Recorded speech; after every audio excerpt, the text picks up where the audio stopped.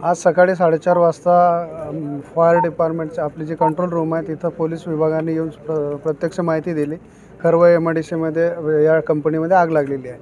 तर आपण लांबूनच पूर्ण ब्लास्ट आणि जे विस्फोट होत होते तर फ्लेम दिसत होत्या. त्यामुळे तात्काळ अंबरनाथ ॲडिशनल आनंदनगरचं जे अग्निशमन दल आहे त्यांचे जे केंद्र प्रमुख आहेत अग्निशमन अधिकारी मोठे साहेब त्यांना आपण फोन केला.